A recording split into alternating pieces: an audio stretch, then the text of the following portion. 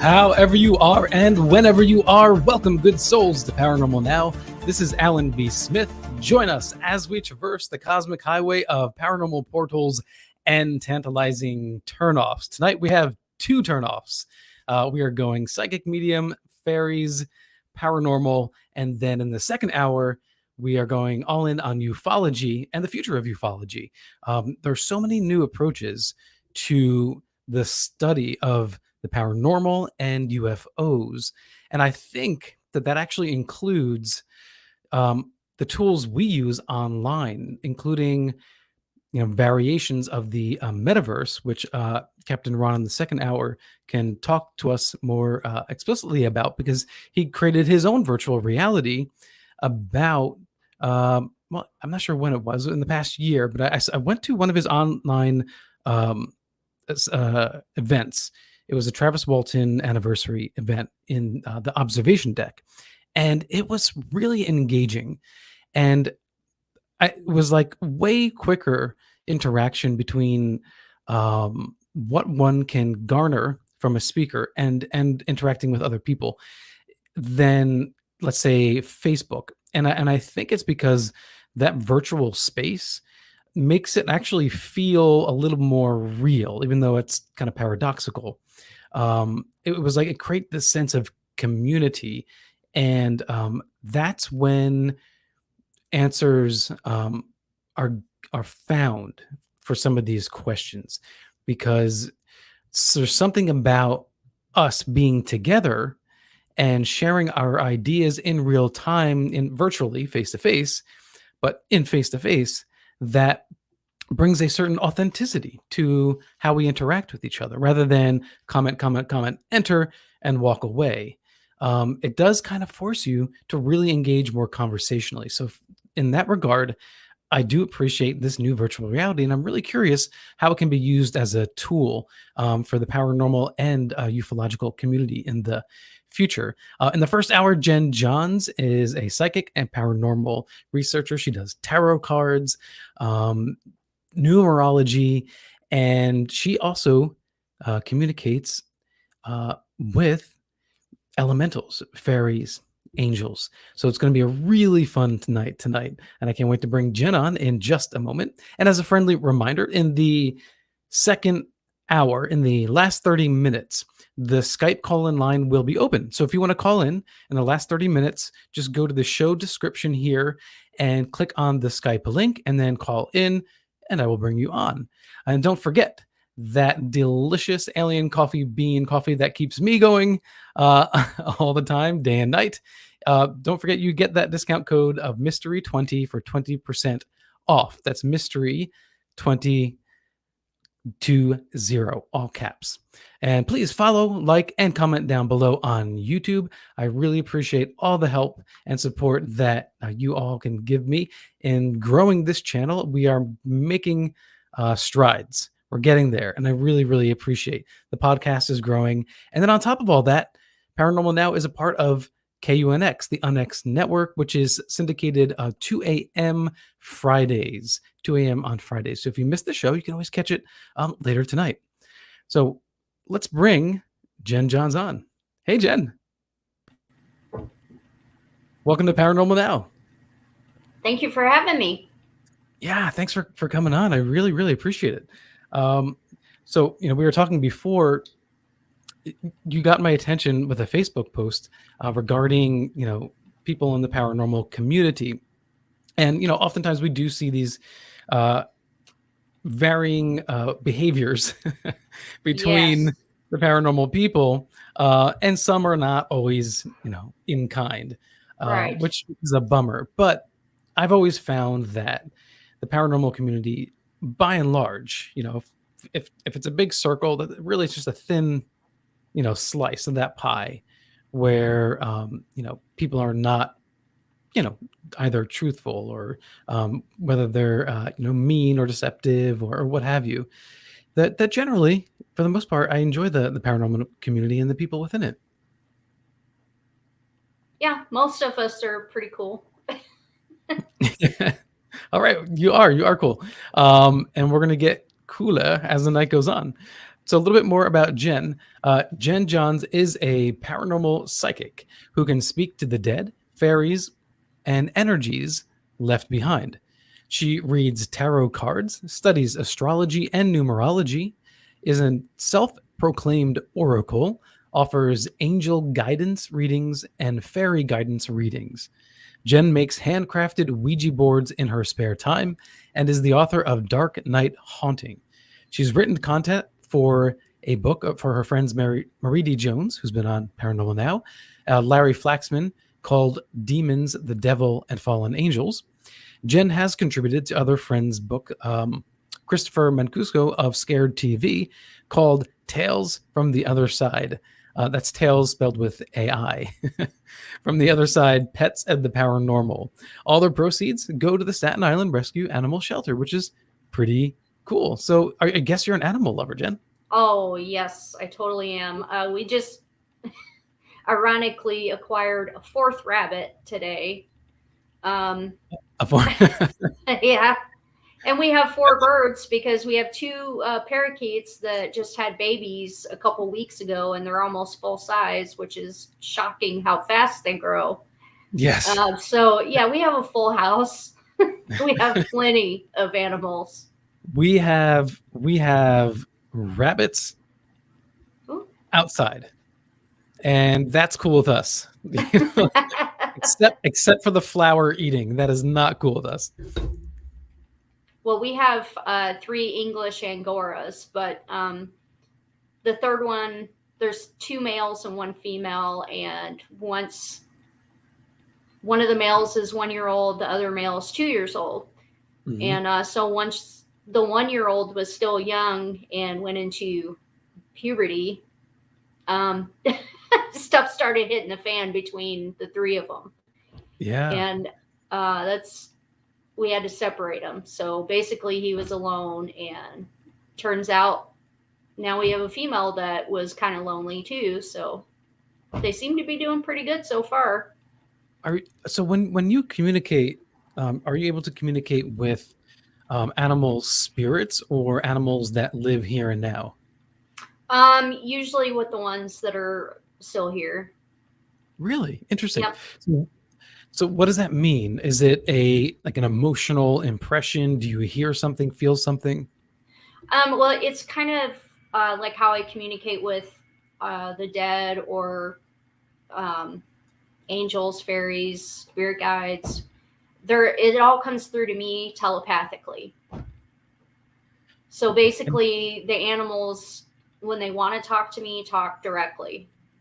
So it comes out like human English, which is really weird, but yeah. So you're a receiver. Do you go out of your way to speak or communicate? I've only done that with purpose one time, and that was with a really old dog. And unbeknownst to me, she had developed cancer.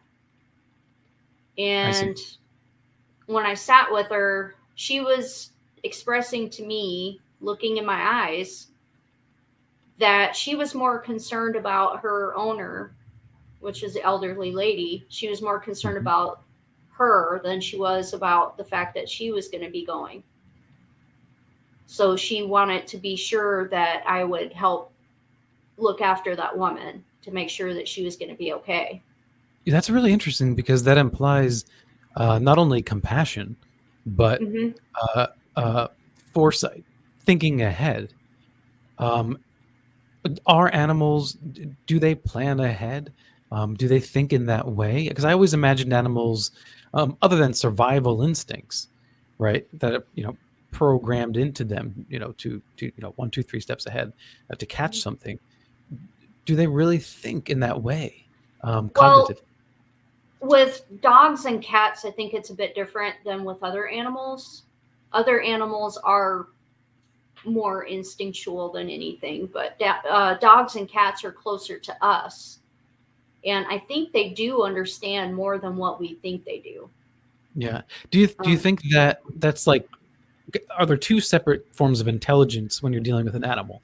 So if it has a soul, right? Hmm. One imagines that the soul as it has a kind of higher intelligence, is more tuned in, right, to the afterlife, to the divine or whatever. So if you're communicating to the soul of an animal, um, is it smarter in a sense than the actual, animal in its brain? Does that make sense? It could be. It could be because it could be that I'm speaking to their spirit rather than, Mhm. I don't know. I mean, Yeah. when it happened, it kind of was like, did that really just happen?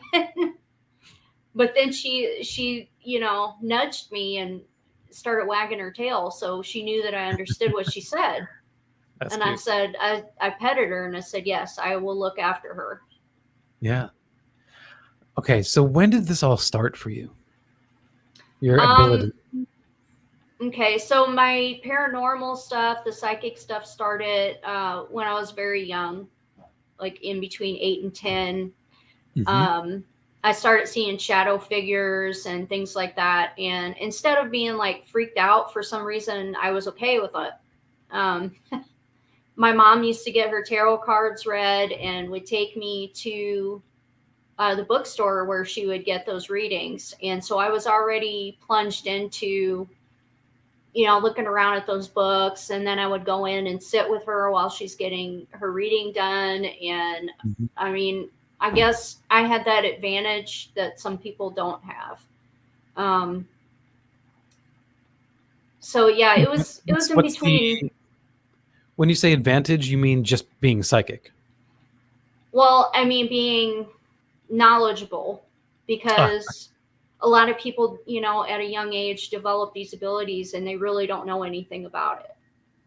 So, right. me being around new age stuff, I kind of had a little bit of an upper hand in that area. So, when I did see the shadow figures, it Yeah. wasn't as scary. Is that what it takes then for us as a species to get more of us to elevate our consciousness or tune into these other realms? Does it take being trained or raised in such a way that that part of our mind is nourished and we can tune in better? Um, I mean, it would be helpful. Yeah. I mean, I recommend to just about anybody to do meditation, things like Hmm. that, because it's not only good for helping you open up your mind, but it also helps you to be healthy and it helps you tune into your own intuition. So Hmm. even if you don't exactly have psychic abilities, you can still be empathic. You can still have, a sense of things that might be coming up near term and things like that. You just kind of sense it, feel it. Um, and of course, for people that want to be in ghost hunting, then that would be more sensitivity to what's around them.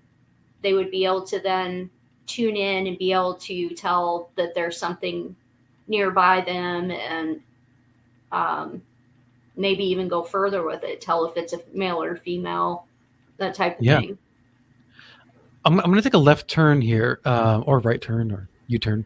Rodrigo in YouTube comments has an interesting inquiry. He says, "I always wondered how aliens sound in people's own language. For example, abduction cases in Portugal, people communicate telepathically in Portuguese and sometimes through images. Um, so, what are you aware of communicating psychically with aliens? And let's make this a two-part question. Uh, do you hear when you're speaking to any entities a kind of a language of any kind, distinguishing? Um, since it's telepathic, it for me it comes through as, I guess, whatever language I speak, Hmm. and what language I understand. Because if they were to talk to me in German or something like that, I would be totally confused. Right. So I think So, that they actually can, or maybe my brain is processing it to hear it as English. I'm not really sure how that works. As far as aliens, I haven't made any contact with aliens. At least however, not, yeah, I mean, not that I'm aware of, at least. Well, that's interesting. So, but you've never made an effort then, right, to No, communicate? no, I've never tried to do it. It is kind of on my agenda as a I want to try that. I also See how want to that try goes? to I want to try to learn how to try to communicate with cryptids too. I Oh, think that would that's be see, really that's interesting. really interesting. Yeah, Yeah. yeah. Um, that doesn't come up often at all. And I'm always thinking of, are there new ways to approach researching paranormal occurrences, phenomena? And for cryptids, that's something that I think is not talked about enough. So I wonder how often it's being done. Do you think that you would be successful? Because let me ask the question another way. Does it matter what the entity is you're trying to communicate? The means in which you're trying to communicate, does it bypass physicality, dimensions, or anything like that?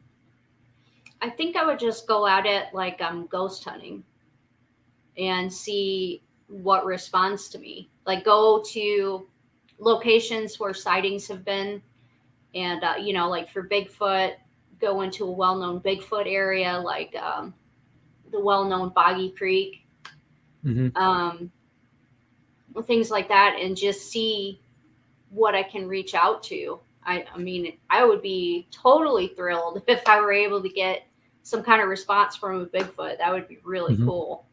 Or I've been to Point Pleasant, West Virginia, a Yeah. few times, selling my books and stuff, and I love it there.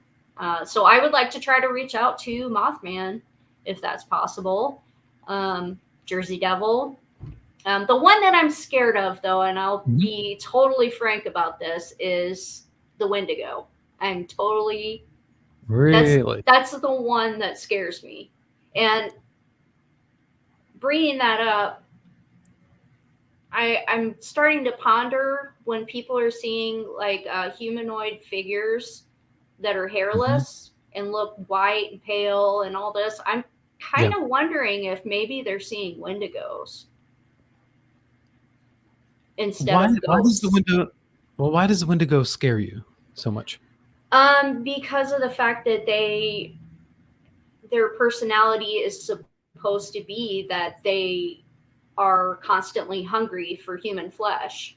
So that freaks me out. there's also Fair there's enough. also the aspect that if they bite you, that you would supposedly then turn into one of them, and then you would live that kind of life. And so, Does it yeah, believe that? that's what the Native Americans believe. Right. That comes from them, and I definitely find a lot of value in what the Native Americans have to say. So, Yeah. See, Wendigos freak me out.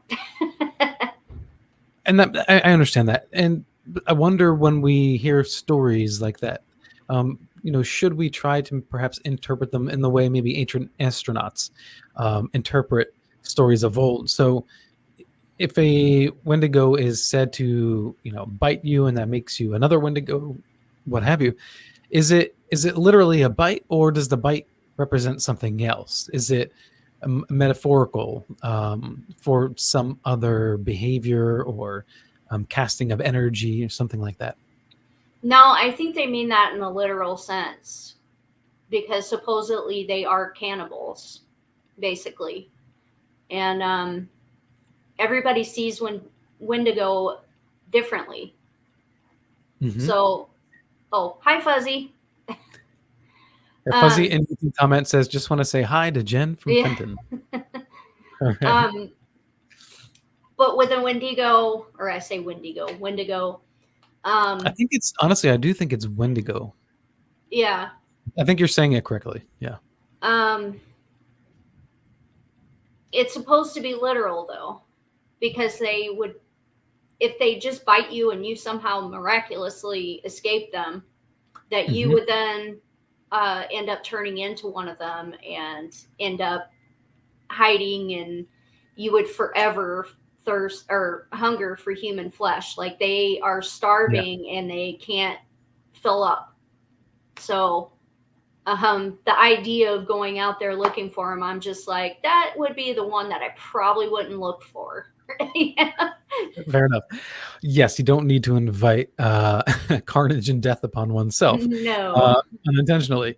So, but Bigfoot, what prompted my thought was that, because Bigfoot is allegedly an ape in the ape family. So there's a brain structure wise and mammalian. Maybe it's easier to communicate psychically with something like a Bigfoot. Yeah. Um, right. And so when are you going to do this? Whenever I'm able to go to locations. I am also in a paranormal group. Might as well plug them. Sure. I'm in Para 911 SCIA, and we have investigations coming up. So, but I do want to suggest to them trying other locales. If they don't want to do it, then I know my husband will go with me to do it. So, either way, I want to get out there and do it. So yeah, I mean, I have lots of friends that are cryptozoologists, well respected and known cryptozoologists, and so they definitely know where I can go look and So when you try say it out. when you say you do it, you're gonna go do it. What does that entail?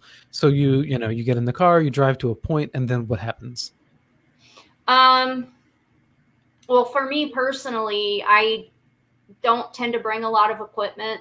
When I first started paranormal investigating, I did just out of the curiosity. I wanted to learn about it. I wanted to see what would happen, things like that. But now I try to focus more on just my psychic ability and what I feel and what I'm experiencing. So Yeah. I start the process while I'm driving to that location. The closer I get, the more of a link I'm trying to grab. So that way I can kind of, get a handle on what energy I'm about to experience. We have a question from Fuzzy, and that is, are Wendigos and Skinwalkers the same thing? According to the Native Americans, I think they do believe that they are the same thing. That would explain why they would appear in different, why they would have different appearances. Because some claim that they look like they have a head of a deer with the antlers and all that. And then some see them as like a starving person that's really pale, like they've been in a cave for many years, So people see them different. And that's why I wonder if that's what they're seeing is Wendigos, Skinwalkers instead of ghosts. Because a lot of them think they're seeing ghosts. And I'm not sure that that's necessarily true. And I do remote viewing too. I can actually watch shows and tune into the location and pick up things. So when I'm watching these little video clips, like if you check out like Nuke's Top 5 on YouTube. Sure. They'll sometimes have video clips of things that people are seeing and they just assume it's a ghost or an alien. And I'm like, well, it could be, but it could also be something else. That's a really good point. There always is that assertion that, oh, something strange is moving about, that must be a ghost. But how do we know that, right? If you're only seeing the effect and not the cause, then it's a presumption. Yes. When you walk into a home, for instance, do you ever get a sense like, okay, there's something in here? Oh yeah, totally. Every place I've ever lived in has had activity. Do you have a sense that's like, this is a ghost feeling or this is a something else feeling? Yeah. They feel different. Different places feel different. There's constant energy going on all the time, everywhere. And I don't want to freak everybody out, but ghosts are literally everywhere. Yeah. because they can. They don't have a So body limiting them anymore. do you mean that day to day we're just walking through Yeah, ghosts? yeah. They are, I mean, sometimes clients, if I go to investigate a house, they think that they have a haunting when actually it turns out to be just a transient that's gone through their house and caused them a little bit of activity, and then it's gone because then it's quiet again. What's a transient? This is just a passerby, just a ghost, because they're not limited to doors and things like that. They can just walk through. So you just, you would have one that's walking through the neighborhood and they're going through each house. So, I mean, it happens. In the house we live in now, we have resident ghosts. There's a couple of them. But we also get passer-throughs. So, and I can feel the difference because I can feel that they're not the ones that live here. Okay, we'll come back from this first great break with Jen Johns. We'll come back with a question from Tanya Thomas. Off topic, if you dream of people that have passed, is that a visit? I had 3 in the same dream last night. So we'll get Jen's response when we come back on the other side. And we haven't even talked about fairies and angels yet. So hang in there. This is Alan B. Smith for Paranormal Now on the Paranormal Pop YouTube channel, syndicated rebroadcast on the UnX Network, 2 a.m. Eastern Standard Time on Fridays. I'll see you on the Inverted Upside Down.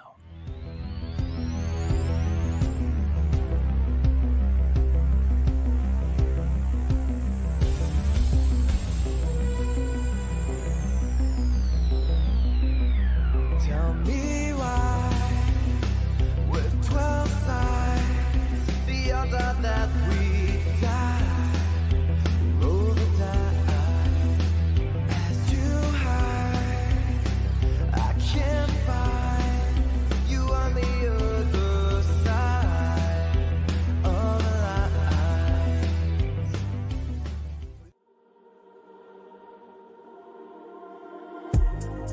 This coffee is delicious.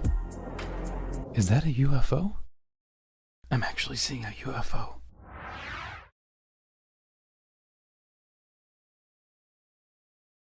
This coffee is awesome.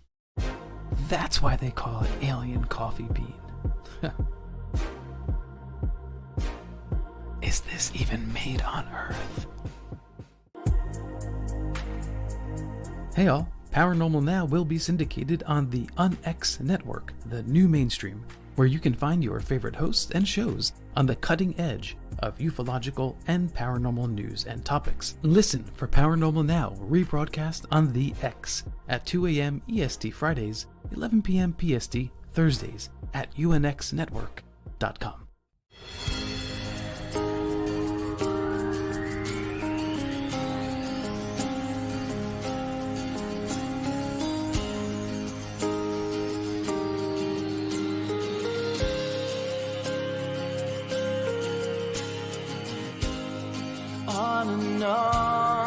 And again, the signs keep on coming, they point to the end, but I hold on so tight.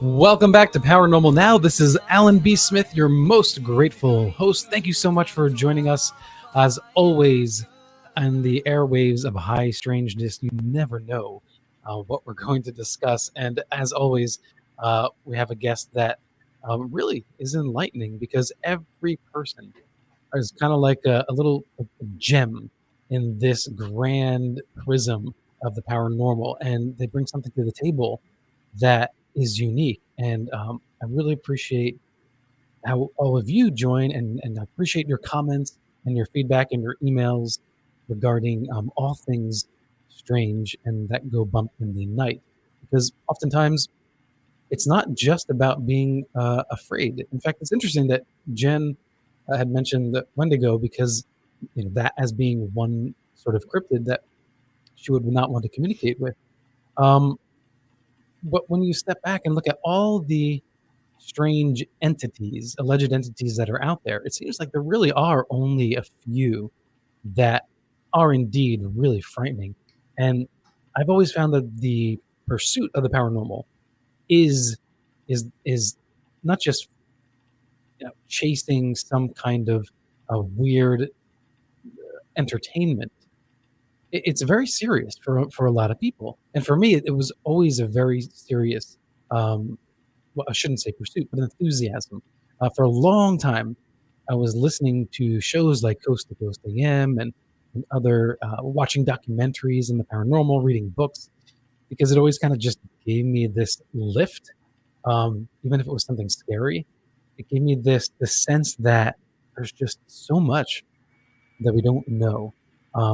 And actually, tomorrow at Pine Bush, New York, I'm giving a lecture, um, parlor style. We'll all be hanging out in the community about this idea that all of us collectively we're putting our minds together and we're doing something that I think is inherently not just good for the individual spirit, your personal evolution, but actually for society as a whole. Um, these are myths, living myths that we are producing right now. And when I say myth, I'm not saying it's not true, but we are bringing, we're walking out into the mist, into the dark, into the abyss, and bringing back our stories, which feeds the culture at large. And I think that that is extraordinarily profound. And for me, it's always been a sense of, giving me a sense of hope. Jen, do you feel like the pursuit of the paranormal is something that gives you a sense of hope? Yeah, yeah, I would say so.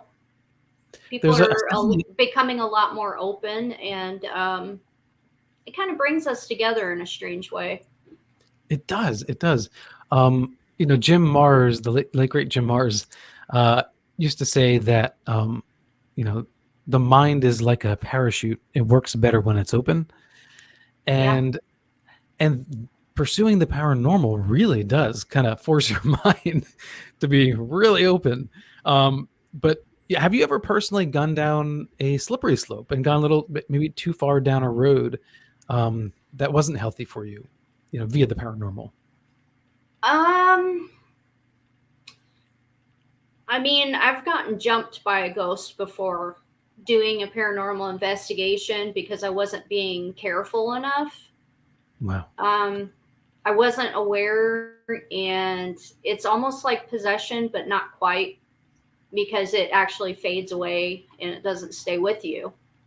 But I was doing one in Jefferson, Texas, and it was a female that latched onto me, and I started feeling her feelings. Like, she was feeling a lot of anger and sadness at the same time. And I started having crazy thoughts, like wanting to, and I hate to say it, but I started having feelings like I wanted to kill one of my investigators. And I was at the same time aware that's not my thoughts. It even went so far as I took a digital camera with me. We went to explore the cemetery in that town too. And the way my digital camera is set up, you can't just, easily turn it on and start clicking pictures. You have to actually turn the dial to do that. And my camera was off. I thought, it had the string on it, so I had it around my wrist. I wasn't even taking any pictures.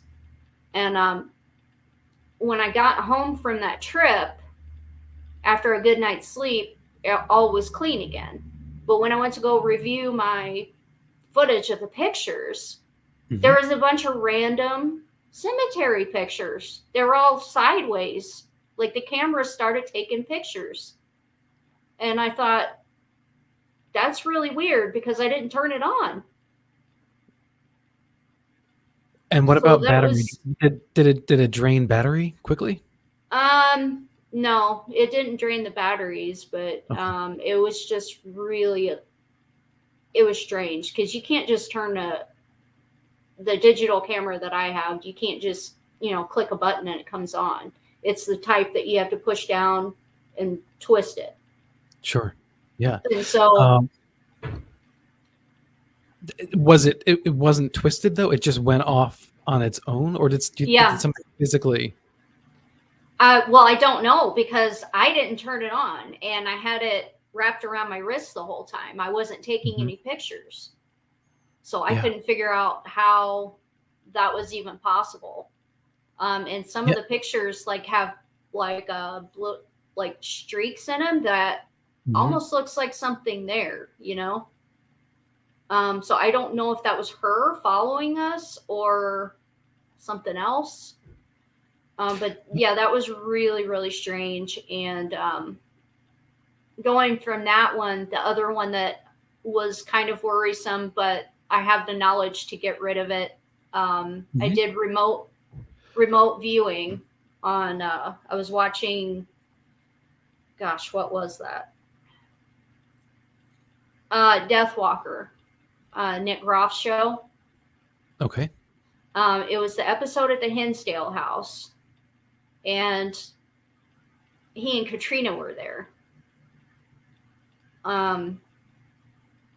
I tuned in a little too much and pulled something through. I pulled through something nasty, and I was aware of it right away.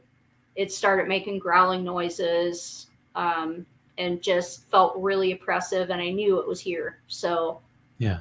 I know what to do in that case, obviously. So I did a cleansing, kicked it out, sealed up the property so it couldn't come back in. And I Yeah. haven't had any problems since, but that How do you do was kind of scary. that is, and how do you do a cleansing? Well, it's going to depend on what you believe because what I figured out is some people try to sage their property when there's just like regular ghosts, not demons or anything. And they don't always want to go, and they have free will just like we do. So if they choose to not go, then they don't go. And then when you are trying to get rid of evil, it's really important on what your belief system is. Okay. Many different people do exorcisms in different ways based on their belief. So, like for me, I do a very simple calling to angels and spirit guides, Archangel Michael, because I'm not a particularly religious person. In fact, I call myself a Viking witch. A Viking witch? But yeah, because I found out some of my ancestors come from Scandinavia, Gotcha. so and they're Viking. So I've never been into witchcraft, but I am into practicing. I'm learning how to practice runes and things like that. Yeah, you seem to be really So- like enthusiastic about learning all these different aspects, means of, I guess, for lack of a better word, communicating. Yes. What about remote viewing? Have you gone there? Well, that's what I'm doing basically when I'm watching these shows. So Sometimes I watch doing Dead that training- Files. Yeah. I watch other psychic shows, and I tune myself in to the location that they're at. Even when they're psychics looking for missing bodies and things like that, I tune myself in and I'm able to get information, and I get verification of what I just experienced by the psychic calling it out, a few minutes later. And I'm like, that's what I picked up on, See, that's awesome, because so many of us, I say we, doesn't happen to me often, but the lay people and people like yourself, we have those experiences where intuition or something we feel is confirmed by manifestation later in reality of some sort, which is just utterly fascinating. When you talk about learning runes, or whether it's tarot cards, are you able to communicate with what you call faeries through these means, or is it a special approach? I have an interesting story about fairies. I wasn't fully invested in them until I had an actual experience. And so now I'm all about the fairies. I actually have a fairy garden here in my office. I bring them gifts. And of course, they love it that I love animals because that's what they cherish. So anytime I need help with my animals, I will call on them. But here's the experience I had that got me to believe in them fully was I went out to my car one morning to go to work, and for some reason, all of a sudden there was a huge ant infestation in my car, which wasn't there the day before. In the car. Whoa. In the car. And I didn't want to spray a bunch of bug spray and all that kind of stuff in my car. And so I called them and I said, can you relocate these ants? Because I don't want to kill them. And I don't want to spray poisons in my car or make myself sick. And I kid you not, I couldn't make this up if I tried. The next day, those ants, all of them were gone. Gone, not dead gone. Inside the car, just not gone. Dead. They were gone. Like they never were there. I wish we could have had you when we had a bee's nest right at the base of our house, underground, because that was almost impossible to get rid of them. So is that something you employ like a tool, or sometimes is it just kind of accidental? I mean, it seems to me like you have to key in or tune in just the right way to do something like that. Well, after that experience, I pretty much call on their help all the time. When I do readings for people, I call for their help. I call for my spirit guides, I call for the angels, kind of a big gang, if you will. Yeah. And they help program the information through me to my clients. And I mean, it works every time. So, that's why I built them a fairy garden and, offer them trinkets like, shells, feathers, flowers, all kinds of things like that. It's, paying homage to them, for their help. And I started to see them after that too. And how I see them is little sparks of light that just go. Really? Wow. Or they go, across. Yeah. Moving. And before anybody says anything, I've got glasses. These are my reading glasses though. I don't wear normal all the time glasses. And I have had my eyes checked and there's nothing wrong with my eyes. Sure. They look like little sparkles or like a camera flash, things like that. And they move real fast. So that's how I see them. Sometimes they're in color too. I guess you made the comment about glasses because people probably said, oh, you're seeing refractions, right? Yeah. Well, they, do you have eye disease, some kind of disease in your eyes? You might have eye problems. Go get your eyes checked. I've had all that done. You only have eye problems when you're talking to fairies. Yeah. Right. I got it. And, I think that oftentimes fairies are kind of expressed in that way, or sprites, as sparks of light. So you believe that they're real, then what are they really? Because we have in our mind, how we imagine or how art or storytelling has represented fairies. How do you perceive them? I perceive them as energy. Just little balls of energy that are coming from the earth. Okay. This is also why I like to go into nature and touch trees, because you can feel energy coming off the trees. Yep. And tree hugging is a thing. It is a thing. It is a thing. It really is. And you can actually, you can get healing from the earth. You can put your feet on the ground or the grass or on the trees, and there's healing that comes from that.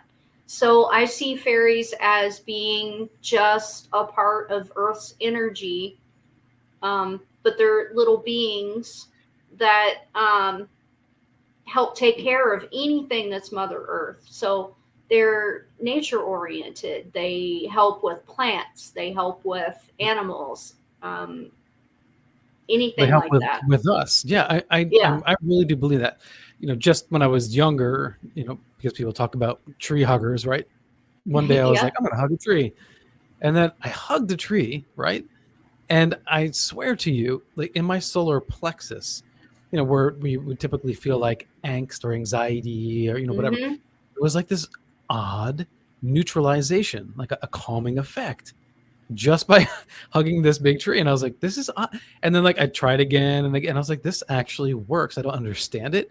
I don't know if it's the psychosymptomatic or if it's actually some kind of connection, some field that we're sharing between these ourselves and these tree entities or what have you. Right. I guess that begs the question too. Then, is it the tree, or are there spirits? Do you believe, like fairies that live in trees or? Definitely. Yeah.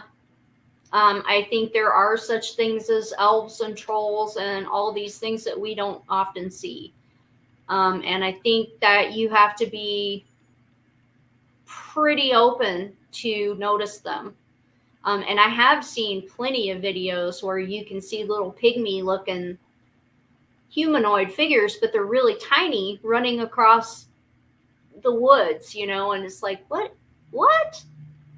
I can't remember what they're called, but I know the cryptozoologists have a name for those little tiny people.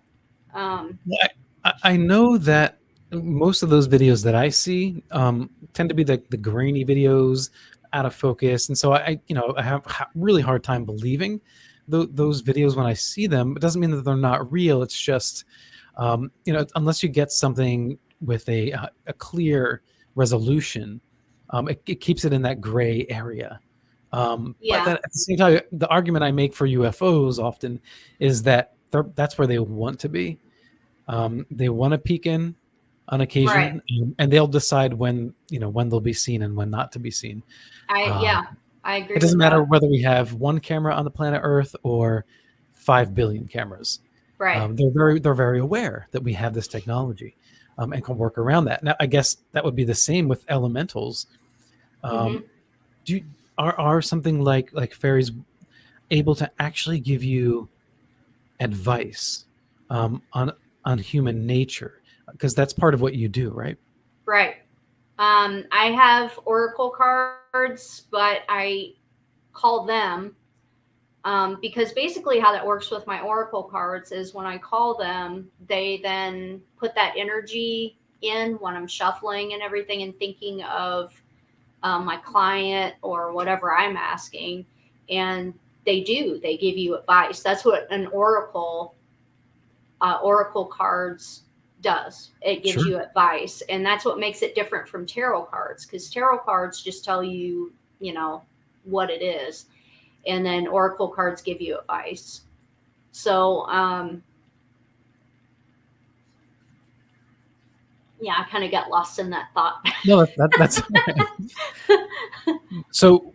Let's say I come to you, right? And I have a problem, and I'm saying, hey, can you communicate to some higher entity? Are you actually communicating with angels when that's occurring? As you had said. Yeah. Well, angels and spirit guides. Spirit guides are really important because when I'm communicating with like somebody's loved one, if they happen to come through, a lot of times it's their spirit guides that actually give me the information. So instead of the person coming directly to me, their spirit guides are looking into them and they're giving me the information, or my spirit guides are pulling in that information. So, I mean, it can go either way. What's the difference between a spirit guide and an angel? I mean, what are they? Spirit guides are human, they once were human. Okay. And if you believe in reincarnation and all, which obviously I do, your passed over loved ones can be your spirit guide because they can choose that as their job on the other side, basically. or they can choose something else. And my own personal experience with that is I have a friend that passed away 6 years ago, maybe 6 years ago. Yeah. And he instantly started coming around me, and it turns out that he actually decided to be one of my spirit guides. So he's around me all the time. Yeah. I have an interesting comment from Rodrigo. In my UFO experience, I had 5 cams and a fellow filmmaker with me. Never crossed our minds to film it. LOL. Isn't that the case? Why do you think that is? When we have these encounters with supernatural or alleged extraterrestrials, why are we so slow to grab our cameras and record? I think it's the shock factor, to be really honest. When you're able to actually get through and see something, you're trying to process what you're seeing or hearing. So you're not thinking, oh, I should grab my phone and take a picture, you know? I can't tell you how many times I've had experiences and then kicked myself in the butt because I didn't have anything recording it or taking pictures. So it happens a lot, and they don't always appear on camera because, like you said, they choose when they're going to do it, when they're not going to do it. So some people are lucky enough to get stuff like that on film and on camera, and the majority of the time they don't. It's the same thing with paranormal investigation. You could go to the same place 20 times, have crazy activity the first time you go, and then the next 19 times you don't get anything. But so how are you supposed to prove to the secular world, as it were, that the paranormal is real? And I use that term broadly, but these encounters with strange beings, if it's not reliable, if there's no way to reliably study it, what do you imagine? Because I liked your idea. I thought it was creative, right? To go out there and try to communicate with cryptids psychically. So in regard to providing more evidence, do you have any other ideas of how we can better improve that approach? Most of the people I know that are in the cryptid field that go out, I know they take a broad spectrum of equipment and everything. But my advice really, and I feel this way about ghost hunting and all of this, is your senses are the most important tool you could possibly have. So maybe instead of fiddling with equipment, they should just sit still and quiet, like almost in a meditative state, and see what they feel, what they hear, and what they're experiencing. And the more they get in tune with this, I think the more they can break through and maybe even communicate with cryptids. So they don't have to necessarily be a psychic, you know? Is there life after death, Jen? Is there life for us? Absolutely. Yeah. Why are you so sure? Just from what they tell me. Yeah. Spirit guides give me a lot of enough. information. The ghosts give me a lot of information. Angels give me a lot of information. Even fairies give me a lot of information. So I have been resistant for years, and now I'm not, because I learned that the more open and accepting I am, the more they give me. Right. Fallen angels, then, do you believe that they are a real thing? I believe that there's some kind of demonic force out there. I'm not really sure if they're fallen angels, though, because I don't believe in the religious aspect of, I guess, what they would call hell. I believe that hell is more of a thing that we live through until we get somewhere else. Because if you look around like today and how things are, I mean, it kind of does feel like hell sometimes. It really does. It does. Yeah. Sometimes I do wonder if we're just actually living in purgatory. Yeah. I mean, it kind of feels that way, because we don't feel free as humans. I think we don't feel free in often, but I think we can. I think with our own minds, Sure. Yeah. we can free ourselves. Sure. Absolutely. Absolutely. And in all of the work that you've done, have you ever helped really free someone of the chains of a pariah, an entity that seems to linger and hang on to it? Because recently someone had mentioned it, and I'm not saying that I believe it, but they had said, oh, you have an ET consciousness living in your body, like hitching a ride, not taking over you, right? Just hitching a ride to check this out.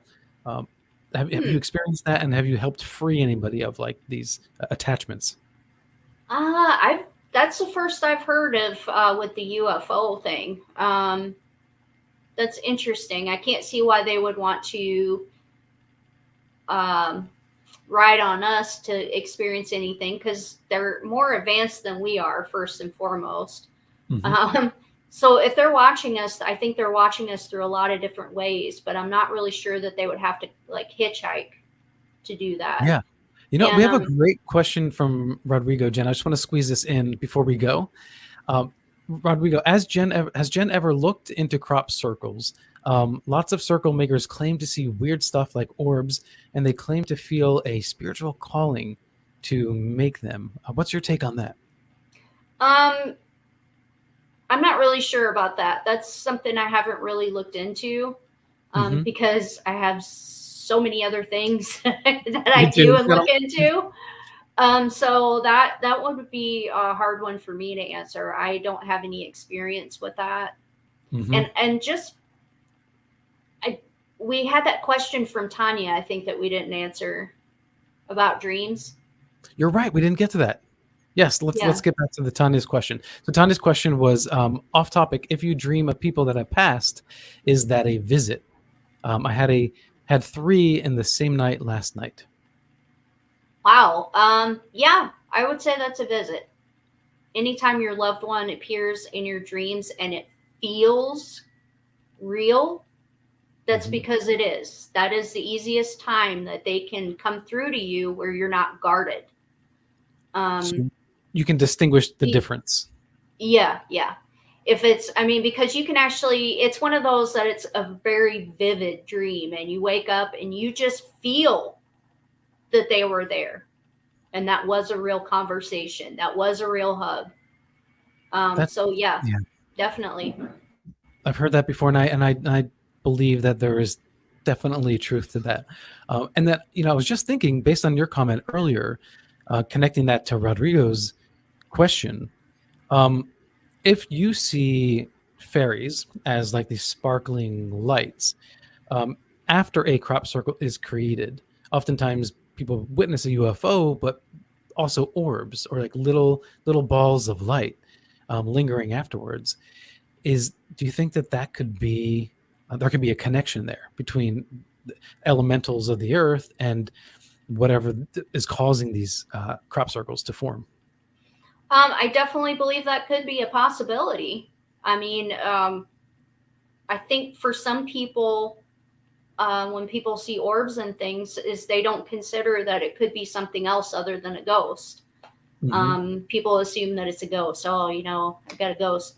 And of course, on the scientific side, you think dust, bugs. I'm actually pretty skeptical when I see people's videos and pictures when it comes to orbs, because I wasn't there and I don't know what the environment was. But I think sometimes some of these orbs could be elementals. So, yeah. And Tanya said, "Thank you. It has stuck with me all day. By the way, we met at the Mothman Festival." Yep, I remember Tanya. This is why I love festivals, and I love the community. I really do. So I put your link, askjenthemystic.com, in the description and the comment section. So if anyone wanted to check out more about Jen, please go to her website. Jen, before we take off, do you want to leave us with one thought?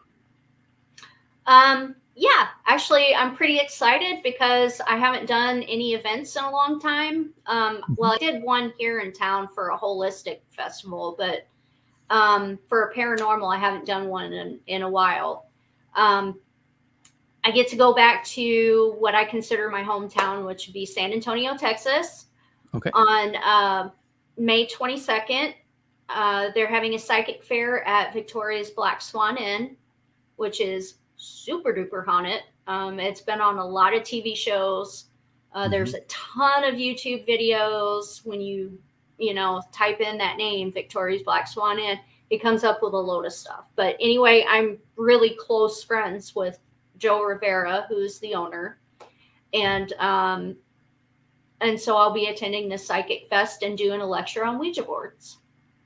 All right, Jen, thank you so much for joining us tonight. I appreciate it. Thank you for having me. I had a great time. All right. This is Alan B. Smith on Paranormal Now, streaming to you on the Paranormal Pop YouTube channel, rebroadcast 2 a.m. Eastern Standard Time on KUNX. Thank you so much to Jen Johns. Coming up in just a moment is Captain Ron Janix. He founded the Observation Desk. He's been a podcaster, including Elevate the Conversation and Truth Be Told. And Ron really, I think, has got his pulse on ufology and where it's trending, where we need to be. So hang in there. We'll be right back on the other side of the second and last break. This is Alan B. Smith, and I will see you on the Inverted Upside Down.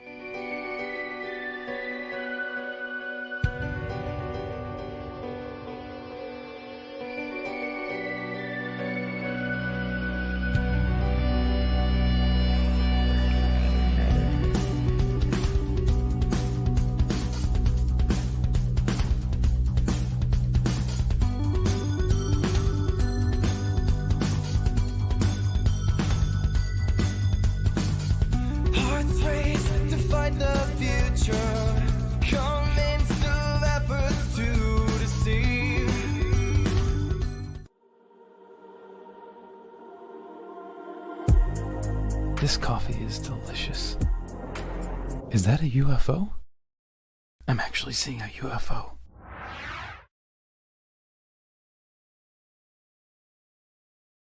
This coffee is awesome. That's why they call it alien coffee bean. Is this even made on Earth? Hey all. Paranormal Now will be syndicated on the UNX network, the new mainstream, where you can find your favorite hosts and shows on the cutting edge of ufological and paranormal news and topics. Listen for Paranormal Now rebroadcast on the X at 2 a.m. EST Fridays, 11 p.m. PST Thursdays at unxnetwork.com.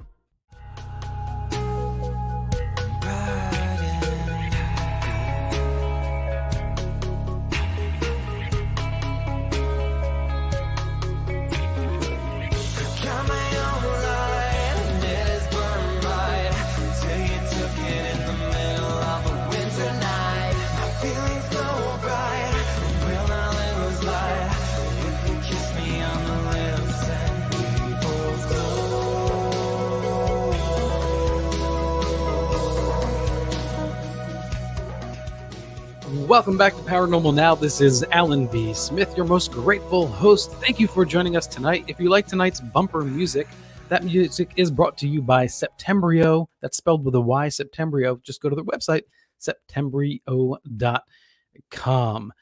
They've been fans of this show, and I've been fans of Septembrio for a long time. And for many of you who've been following, thank you so much for supporting them and going to download their songs on iTunes or wherever you get your music. I really appreciate that. They're good people. And coming up now is Captain Ron Janix. I'm really excited about this. We had a great first hour conversation with Jen Johns in the paranormal. We're going to extend the paranormal branch to ufology. Captain Ron has been immersed in the UFO paranormal community for many years through reading and listening to experts, working with conferences, and doing hundreds of interviews. He has built up an extensive knowledge of the subject. He began podcasting with the Elevate the Conversation show back in 2014, and then moved on to the Truth Be Told show, along with Tony Sweet. In April of 2021, he also launched his new show, The Observation Deck. That show focuses on where his passions lie, new theories and discoveries in the areas of science, technology, history, and the paranormal. And of course, we all know paranormal dips into all of those categories and fields of study as well. His objective remains the same: to try and drill down to the heart of what is really going on at the core of these unknown areas. Captain Ron, welcome to Paranormal Now. Hey, Alan, good seeing you, bud. Hey, thanks. No, thanks for coming on. I really appreciate it. I've become a fan over the past 6 months because, as I mentioned, I found you via the event that you put together via the Observation Deck, the virtual Travis Walton Fire Sky annual event to celebrate that. Well, I guess celebrate's not the right word Yeah, for an right. alien abduction, but yeah, to commemorate that. And it was really a very cool experience for me. Yeah, that was a great event. That was the 46th anniversary of the event to commemorate Yeah, that yeah. occurrence. Mhm. And we got a lot of people in from that. We've got we brought the loggers that were there with Travis that were eyewitnesses. We had a lot of eyewitnesses. We had his brother. We had the guys that took the first reports on the day it happened. Yeah, It yeah. was really incredible, and really we got to get a real insight, flashing back that long. And still this many years later, those guys all stick to the same story. They do. Now, over time, I think memory has played with things a little bit. So like the like small details Sure. are off, but really because that's normal with memory anyway. But it's kind of like when you have an encounter with a grizzly bear, right? You'll never forget you had the encounter with the grizzly bear, but you might forget what color the car was in front of you, right? Totally. On that road on Yosemite. That's just the way memory is. And that's why it's always kind of bothered me where people say, oh, they're all just misremembering or remembering what happened. The tiniest of details, they all claim still, Yeah. to no benefit. I mean, I know Travis made a little bit of money on this, but in general, they really haven't made any money. They really haven't gotten any acclaim from this. They don't even want acclaim. I got a chance to really sort of investigate this and kind of get to know these different guys and talk to them for quite a Yeah. while before that. They don't care about that. To you and I, this is such an exciting thing that they saw this. To them, it's just like something that happened one day in their life. Like, they'll be mad at each other. Oh, yeah, that guy owes me $50. And they're more worried about that than, yeah, but you guys both saw this. Oh, yeah, we did. It's not like that to them. And that, to me, on a personal level, made it that much more credible to me because they just don't care. This is just something that happened to them 46 years ago. And yes, it was amazing, but it was just one day in my life 46 years ago. What else you got? It's just not all consuming like we think it would be. Like they don't talk about it every day. They go years without talking about it, Yeah, I mean, you might see them posting. Depending, I'm saying them generally. I'm not going to call out names. Posting on Facebook or something like that. But from my perspective, most of the remaining witnesses are not out chasing attention, and if they do speak up, it's because someone's come to them to do a documentary. Or they want to correct something on the record, Right. because especially with all these documentaries that come out, always someone gets some fact wrong at some point, and I don't think that's always intentional. I think it's just accidental, unfortunately. But then, what do you do, Ron, when you have like this past summer, a lack of a better word, a debunker coming out and has this audio clip saying that Mike Rogers was claiming that it was a hoax, and how do you approach that debunker or Well, I'll any tell you how debunker? exactly I approach that. I got Mike Rogers to come on and talk to me and set the record straight. And he was really manipulated by this guy. Somebody recorded him. And it's just like you can imagine if I was saying to you, whatever I said to you, but if you took out the very beginning, like if I said, oh, I had a dream last night and I saw a Bigfoot that was right in front of me, obviously I'm talking about a dream, but if you cut that part out and you said, oh no, Captain Ron says he saw a Bigfoot, you would play that clip and people would think that I'm claiming to see a Bigfoot. That's sort of what happened to Mike Rogers. He was very, very, very upset by this. And he was actually even leery to do the interview with me and to re-talk about this. I really kind of feel bad for those guys because I think most of them are more tormented by all this, like what happened with Mike Rogers, than anything else. It's not they got a claim or glory from this. They've got nonsense that they've had to deal with that they don't want. So Mike set the record completely straight. What they wanted to be clear about, what Mike wanted to be clear about was they saw the UFO.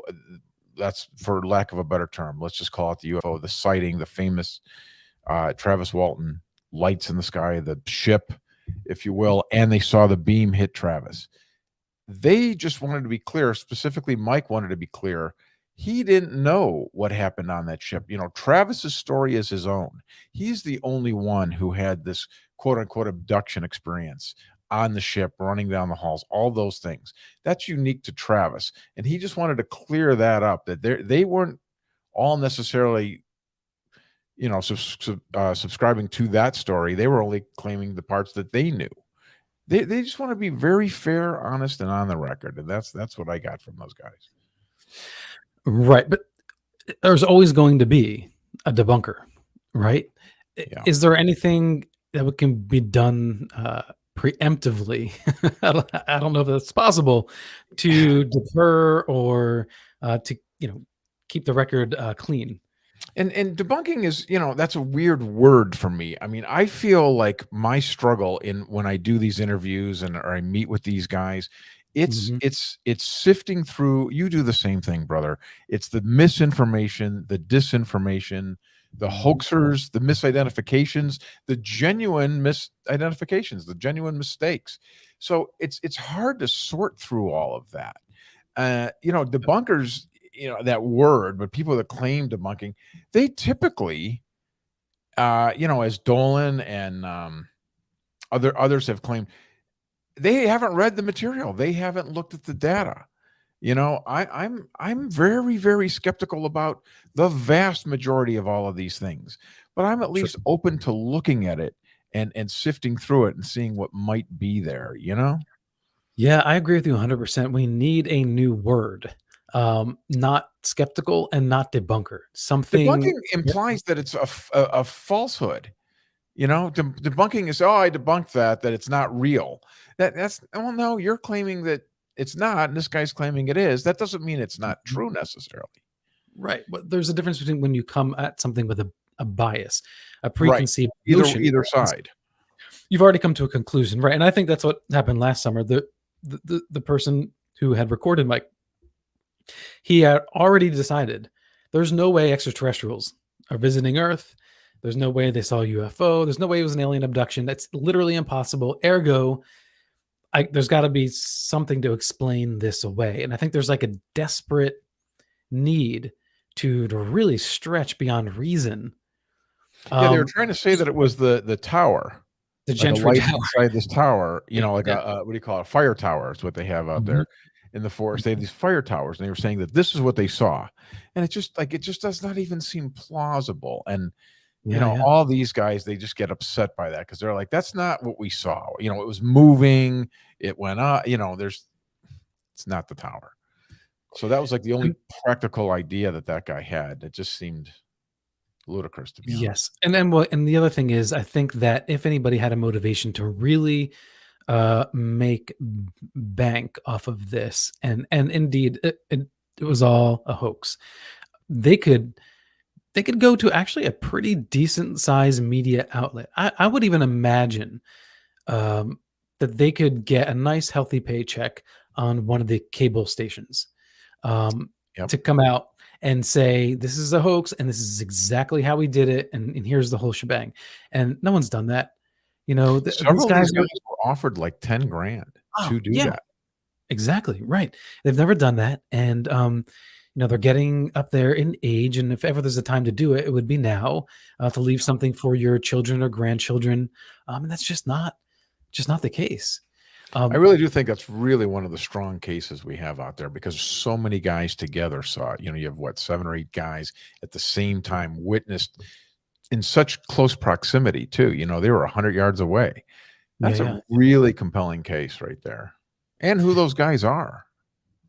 who they are, yeah, because they're very down Salt of to the earth, earth, man. Yep. salt of the earth people. And when you talk to them, they're just regular Joes, like, really. And like you said, their concerns are not necessarily lofty.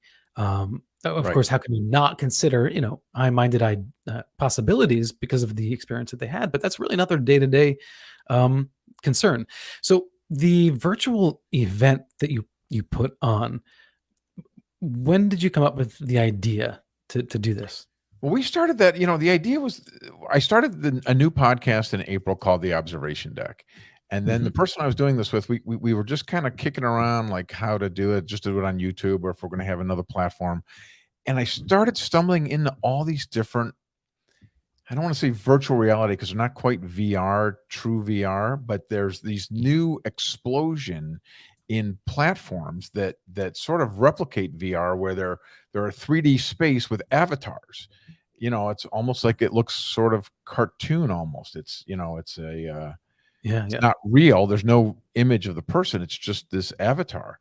And there's a bunch of them. Like, everybody's probably heard now how Metaverse is coming out from Facebook. This is just sort of like the earlier generations of that. And this was Verbella is the company that we chose to use. It seemed to be the most, I was going to say realistic, but it's not realistic, because there's this whole uncanny valley thing, if you know what that is, how they want it to be. You don't want it to look too real, because then it looks creepy. Exactly. So it's just like they've got a nice balance of, you can go in there and customize your avatar and make them kind of look like you. And, we've had a lot of these guys in there. Richard Dolan, his avatar looks exactly like Richard Dolan. Danny Sheehan's avatar, the big white hair, the whole thing looks exactly like Danny Sheehan. And that's a lot of fun. And people love to go back in there and play with their avatars and dial them in. And it's sort of like we recreated a virtual space. I've heard you mention, I think you mentioned it tonight, how you love these live events, and you get to interact with people and talk face to face about these things. Contact in the Desert is obviously a big favorite of mine. And I think we wanted to recreate the Contact in the Desert experience as close as we could virtually. So this place had a vendor booth. It has a giant auditorium where we could have speakers come in there and address different things with 1,000 people in the audience. It's got different rooms, little meeting rooms. You could have Q&As with speakers. So we're sort of recreating all the elements of a live event like Contact in the Desert virtually, which was perfect for the COVID era, if you will. Yes.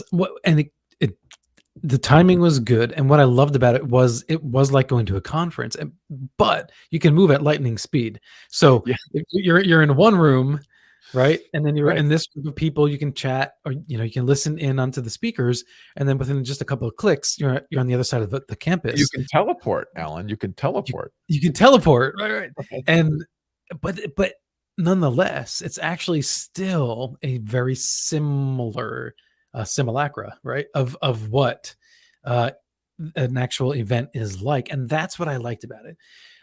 Because it oftentimes during the pandemic, the virtual conferences were essentially what we're doing now, which is cool. I know everybody likes that format and the chat, but it doesn't give you that 3-dimensional immersive effect. Right, and you're not like moving around like you would. Like, okay, I'm getting tired of these two jackasses. They're boring. I'm going to go over here now. You're stuck listening to these two talking heads. Where in this space, if you don't like a particular speaker, or you've already heard this or whatever, you can go do something else. There's a beach, there's an art gallery, there's all kinds of different options. And that's kind of what people like too, that the versatility of that. Alan, another interesting aspect is, like, when you tell people about this, like I would tell them, I would describe to them what this is. I'm telling you, 8 out of 10 times they're like, "Oh, I'm not interested in that. That sounds silly." Yeah. Then they get in there, and they're real resistant. And they're real grumpy about it. It's like, especially if they're older. Younger people kind of gravitated to it. It's sort of kind of how the world is today, but Mhm. older people just real resistant to it. Yeah. Within 5-6 minutes, they're running, they're down on the beach, they're trying different. It's amazing how quickly you can kind of adapt to it.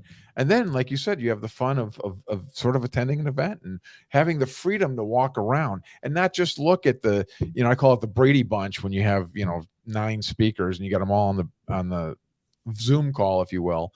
This is a Mhm. little more interactive. Like you said, you can pair off with 2 people. You can Yeah. meet in groups. It's just like gives you a lot more versatility, and it's a lot closer to real life.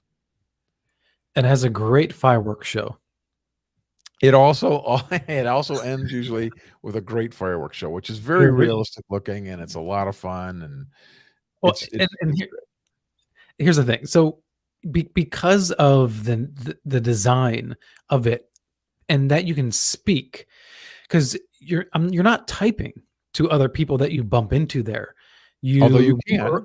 Yeah, but you can mute and unmute your microphone, which is what most people seem to do, simply because it's easier, right, to just talk instead of sit there and type and all that. Because and then that imitates in-person interaction, and that's Alan, why. do you know that also when you walk up to an avatar, your Mhm. voice gets louder just like in real life, and then when you walk away, it fades away. Yes, I Just noticed this. just like real life. Like if you, hey, It's what'd that so guy say? smart. You kind of walk a little closer, then you can kind of hear him. Yeah, yeah. No, Pretty like if there's a group of people talking in the distance, you can hear them kind of faintly, right. and then you move in. It was Yeah. brilliant. Yeah. And so what that does, and this is why I'm with you, that especially for these topics where you have like all these different fields of study, and you want to be able to share all these different ideas, you behave like a human, and that's why I think that the metaverse is actually going to be a big hit, because unlike Facebook, where you tap tap tap, let me delete this, tap tap Mhm. tap, or maybe you say something you wouldn't say to someone's face. When you're in that virtual reality, it feels like you're saying it to someone's face. It's And so so if true. That's a it very forces good people, point. That is a very good yeah, point that I haven't thought about. It's an excellent way of it putting it. forces people to be more civil, which I think is awesome. And we Yeah. need that because I think there's too much nonsense with the other thing. And the idea of creating the space, the observation deck was supposed to be, a global coffee house atmosphere Mhm. without any judgment where people could come talk about these ideas and freely discuss them and share and exchange what's credible, what's not credible, what that kind of a thing. And so it's really more about the concept of it because like I think I mentioned to you that the actual space we're using now on Verbella is going to end. So we're probably going to move to another space. We're looking to find something similar. I'm not sure how long it's going to take for Metaverse to come out, but I think it's going to be a little longer than people hoped. I think Mhm. that's still a year away, perhaps. That's what I keep hearing. So we're kind of looking for different platforms now. And in the last 6-9 months, been a lot of these things coming online. So we're going to try to find another home for this that Mhm. will kind of hopefully replicate some of the advantages that we had with the Verbella platform. The Verbella platform is fantastic. It's just gotten really expensive and it's not really suited for what we want to do here and create Mhm. this sort of space. It's really more for a corporate world to interact with other countries and other facilities, and that's why it's just got really priced us out of the market. As you know, there's no money in this world, and everybody thinks we make money. We don't. Yeah. It's just gotten really expensive to Yeah. operate on a platform like Well, this. So but we'll find another one, and we'll try to continue that space of providing a much needed element of the UFO community is a space where people can come and share these ideas freely and openly. Don't you think? oh, absolutely. The question is, will Facebook win out? Will you end up on the metaverse? I'm sorry, And and maybe it will, and we'll just have a little corner of that where our group yeah, gathers together and all of us can come there. And we can still bring in the speakers that we know and let them talk among us and that kind of thing. yeah, I like the idea of a virtual hub, because even with your observation deck in Verbella, um, I could pop in at any time, and there might not be anybody there. There might be someone random there. You can have events at any time of the day.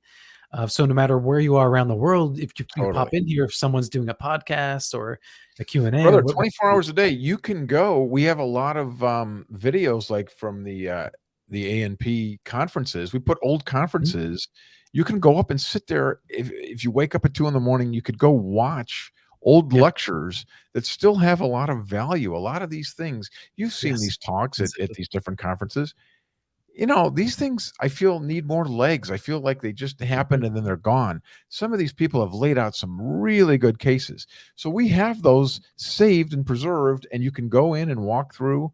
You can get stuck there for hours watching these things. It's almost kind of like Yeah. one of these modern museums where you could sit and listen to a lecture for an hour, Right. And I imagine if the space becomes popular enough that, like a Facebook group, there's always somebody on there commenting or something, then there's always going to be conversation and verbal conversation rather than typing. Like you said, you could type if you want. Sure. I'm sure in the metaverse as well.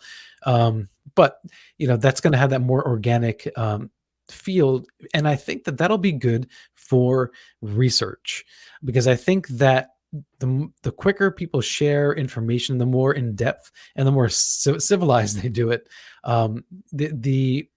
the more we can garner and bring to the table to help elevate the conversations, particularly in ufology, because I think the paranormal is going to be a much longer time when we're talking about ghost investigations or cryptid hunting.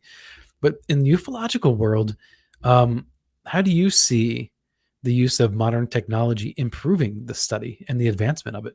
Well, I was just going to say right here, Alan, I was going to add the other element of this is, for some reason, I don't get this, but a lot of people still are hesitant to share these stories in either the paranormal world or the UFO world, either way.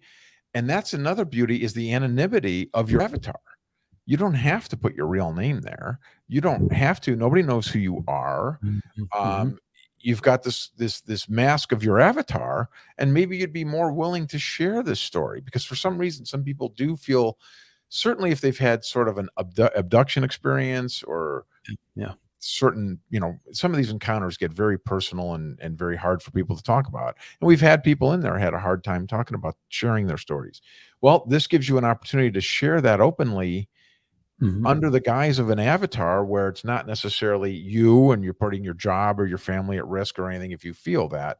Although luckily I do feel like the world is moving away from that, which Okay. is really good. The difference, I think, between an independent space and the metaverse is the metaverse. I think you're going to have to verify your identity, kind of like Facebook does now, Right. and that would be actually the disadvantage Yeah. to the metaverse, and so Agreed. that leaves open a market for other virtual reality spaces like this. Agreed. 100%. And yeah, the way, I didn't really even answer your question there, but the technology, I think, is things like this, spaces Mhm. where people can gather worldwide. We had people from all over the world come to some of these events, which is really fun and exciting. Like, I want to talk to them. This guy's from Belgium. How did he even Yeah. find this? It's incredible. I think that's a really good thing, because I don't think people realize a lot of these phenomenon are worldwide occurrences. Certainly UFOs are seen worldwide. Other countries more prevalently than here.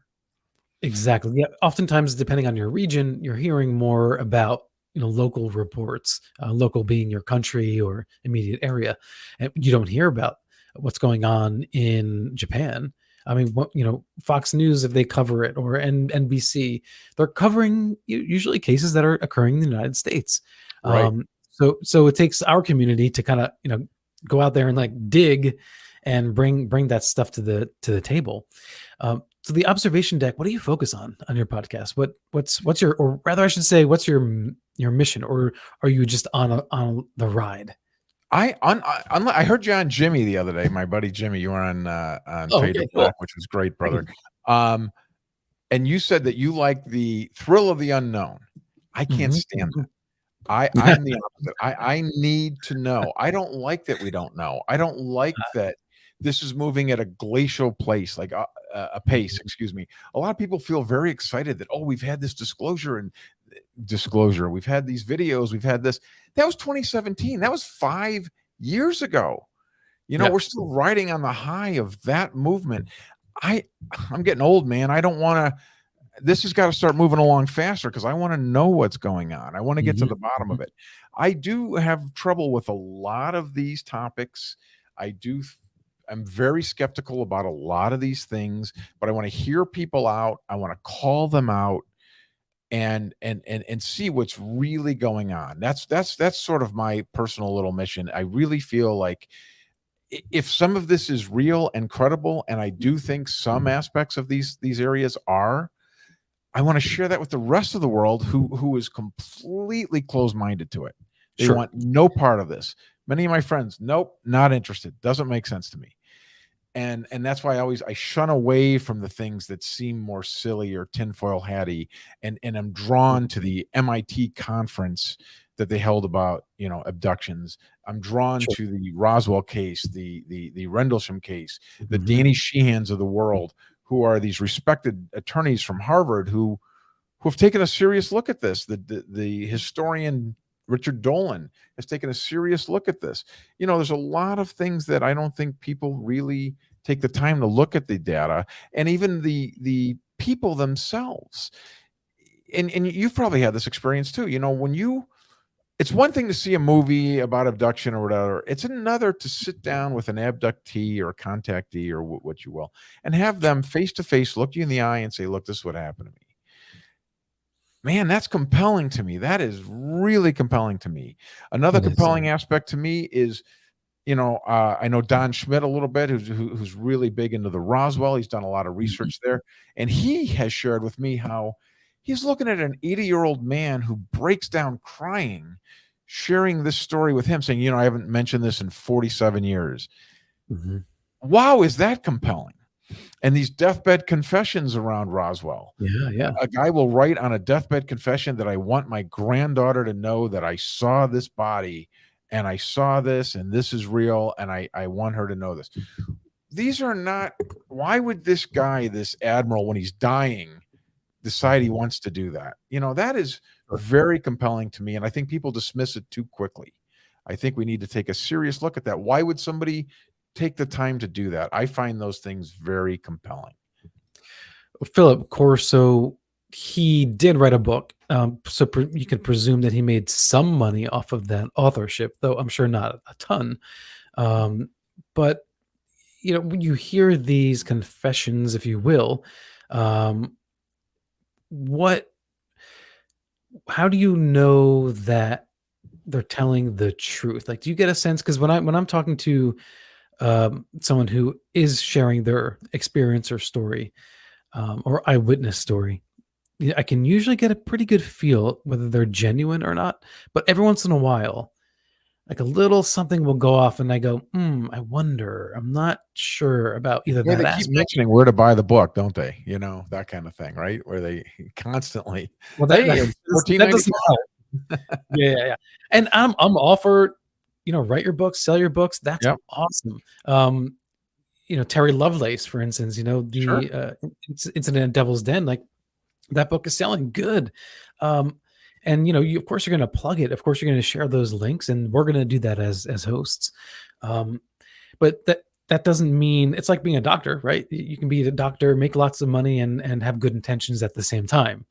And I think that's true of anyone who's had any kind of traumatic experience, whether it's drug addiction and you're writing about your story, abuse, an experiencer, close encounter contact. I think that gets the story out, and that's what we need to be doing. But then, okay, so here's the thing. So, you want to know the answers. So do I. I totally want to know the answer. I want to know where these guys are coming from. Right. Are they ETs? Are they interdimensionals? Do they have intentions? Are they just studying us? Right. And there's only, so much that we know. And yeah, it can get frustrating. But don't you have fun, though? having the conversation, getting I little bits and do. pieces. I get very frustrated more than fun for me. I mean, this just moves so glacially for me. I can't stand Mhm. it. I really would like to see more progress, more things move forward. I Sure, hate sure. sifting through the, like I said, misinformation and disinformation. I really like to. I like the things that are, see, like I mentioned, the deathbed confession. That's pretty Mhm. clean. This guy's not certainly selling a book or notoriety or anything. So Exactly. those are the things I'm really drawn to. Also, artifacts, things like Baalbek, Lebanon. We have 1,300-ton rocks carved Mhm. perfectly and moved. Man, I don't know how we did that. Certainly, I don't know how we did it 12,000 years ago. You know, those kind of things, to me, that's there, and no one's given me a good enough explanation as to how it's been done. We've either had technology that humans created and lost, Mhm. or hid, or we had help. It's one of those two. So I find those kind of things compelling. The individual stories, um, are less compelling to me. But like you said, when you talk to these people, and the more you do, the more you can kind of tell who's real and who wants to sell Sure. something or share something. But it's also the vast number. Look at all that we have. Tons of people, and think about all the people that don't have a book or a Mhm. movie or whatever, that just never told anybody or whatever. There's a lot of people that have these stories. I find the volume compelling. I don't know Mhm. what's happening. I don't know what's real. I don't know what it is. It could be a myriad of things, but something is definitely happening because there are a lot of people having experiences. So you're less interested in like fairies, like we were talking about in the first hour, Well, it's a and lot harder for me to believe. Now, what's fascinating. You read Communion, I'm sure, with Strieber, yeah, right? yeah, Now, yeah. I had Strieber the chance has of interviewing him. He was a great guy. Yeah. he's awesome. He's got an avatar. um, Oh, does he? That's awesome. yeah, and I he's guess one I of guess these you would guys have that to. was real resistant, and then he Yeah. loves it. He's great. Um, there's a great moment in the book Communion where you read this thing about, Mhm. it's a story, and it says that we were walking along, and these fairies came from the trees, and they had big eyes, and they were Yeah, yeah. skinny, and they had long fingers, and this and that. And then you turn the page, and there's another thing that these beings came from a spaceship, and and Mhm. and they have big eyes, and they're very similar. And the first one was written like 1,400 years ago or 1,800 years ago, and the second one was written 50 years ago.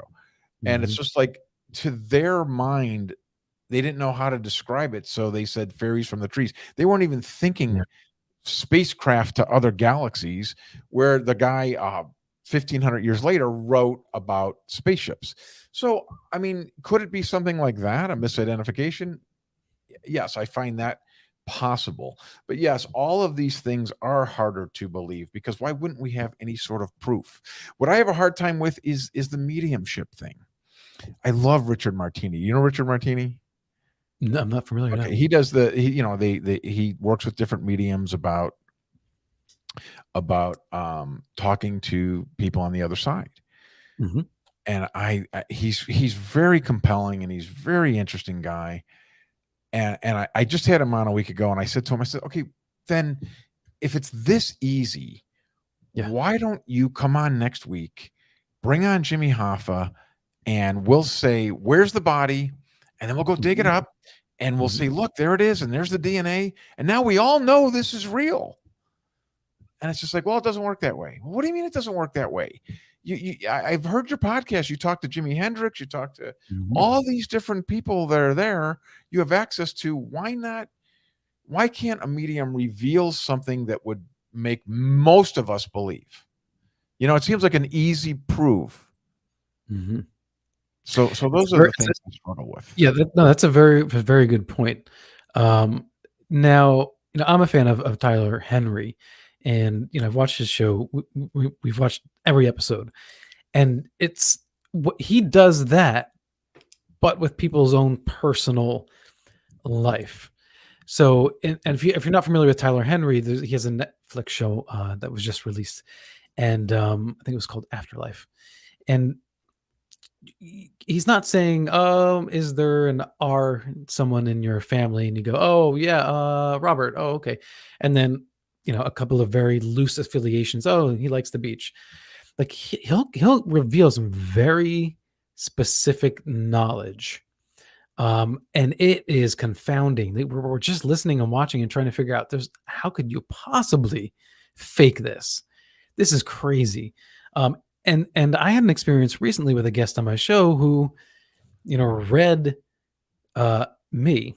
Okay. And the first two initials that she gave of the person coming through she was like, it's an R and G, R or G. I'm sorry, J and G, John Gaudet, a friend of mine who passed away. And that's who I was inferencing in our conversation earlier. And then when my wife she was in the room, and she read remotely my wife, and was insistent that her something about on her grandfather's side, that he had issues with walking, and my wife was like, "Yeah, that's true. He had constant pain in his legs." And then she was like, "There's something more. No, there's another his brother. I think his brother was something paralyzation, was unable to move on his legs. Well, it turned out his brother-in-law was amputated. I mean, that's pretty good. pretty damn good. I mean, if you're going to double down on something, that's that's highly improbable in my mind. But you're right. I keep an open mind, and what an open mind means doesn't mean I'm open to the paranormal, and ergo I believe everything I'm told. You do have to have that skeptical streak. And listen, as I said with Martini, there are all these guys, Max Planck, Einstein, Tesla, all these guys believed consciousness survived death. So, there's mainstream physicists who strongly believe that consciousness survives death. So that's compelling. A lot of these things are compelling. It's a struggle the whole way, because a lot of these are, I like to say unknowable, because Sure. Is that a compelling case you just told me? Yes, it's very compelling. Do we now know definitively that that's true? I wouldn't go that far, would you? No. Right. I can't go that far, but it certainly puts me in and I separate these two things, a believer and a knower. So it puts me in a believer camp. I believe Sure. that this is real or possible. There's something beyond death. But I can't prove it to you for a fact, nor can I prove it to myself without a shadow of a doubt. But it doesn't mean I can't allow myself to believe and I'm open to that. And there are, and Martina gave me several examples that were similar like that, where they found a specific thing. It's in the drawer upstairs. Grandma left it for you. That's great. I feel like the skeptics that say to me, well, why can't they just do this thing I said about Jimmy Hoffa? Make a great point. Why not do a grand thing that we would all know? I'm sure, like he said, a lot of people still wouldn't believe. Well, that's true, but a lot more people would. I think that goes with the assumption, though, that these ghosts or spirits or whatever on the other side do whatever we want them to do, or have certain intentions. I mean, maybe Jimmy Hoffa doesn't want to be found. Maybe he doesn't want to share that information, or who knows. Or like some people say, I can't communicate with a ghost because there is no ghost here. If there was, it's on, it's passed on to the other side and doesn't want to communicate. But we're kind of getting off of the ufology track a little bit. But I wanted to ask you, because you've been looking to this for so long, what is your favorite case? It sounds terrible and cliche, but I really feel like Roswell is the case. Roswell. There are so many, again, to me, I really try to take a very common sense approach. It was great that you said believer or knower or any of these things, because I do find that that's what people are. When you meet these people, they know for sure, they believe for sure, or they're skeptical. It's amazing how the world today has chosen sides, both politically and certainly in this field. There are people that typically you're in one camp or the other. There is not a lot of gray, not a lot of us in the middle that want to know. the aspects of Roswell to me that I find exciting, interesting, and compelling is if you read the books by Don Schmidt, and it's these ancillary characters. You know, the 3 a.m, the mortician gets called. Hey, we need 4 little coffins. Can you bring them over to the base? What? Why would this guy make that story up, that they needed these coffins at 4 a.m, and he put them on a truck and they went to the Right. Why? That's a great little thing. That guy, why is he's not making that up. He said, somebody called me at 4 a.m. I figured there was an accident. I brought the coffins. You know, there's a lot of these ancillary players where they fit right into the story that, you know, they're not making that up. Why would he make that up? Yeah. Did you read Area 51 by Ann Jacobson? I know that book. I have not read it, but I do know it. It's worth the read because she obviously doesn't believe that extraterrestrials are coming to Earth, but she makes the best argument I think one can make to explain it away. So she explains that these bodies that were recovered were basically humans, little, like, either children or deformed humans that the Russians sent over as a psyops kind of a campaign. But then I was like, well, wait a minute. If that's your argument, then basically you're saying when the soldiers find these bodies and within 5 minutes of being on an autopsy table realize, oh, they're human, then it totally undercuts the Russians trying to psych out the United States that there's an alien invasion. It's so nonsensical coming from someone who's so highly educated. See, why wouldn't you just immediately go, nope, it turns out it's just humans. Look, here they are. Right. You would freak out, and you release a press statement. Stories. Right. It's crazy. Yeah. So I'm assuming that you don't think Project Mogul was the explanation for it. I don't think any of those things are. I really think Roswell's really, really, really credible. There's so much information. So I forgot the number that Don Schmidt and Tom Carey have interviewed, but it's pushing 1,000, I think. I mean, it's an incredible amount of research that they have, and everything seems to point to the narrative that we all know.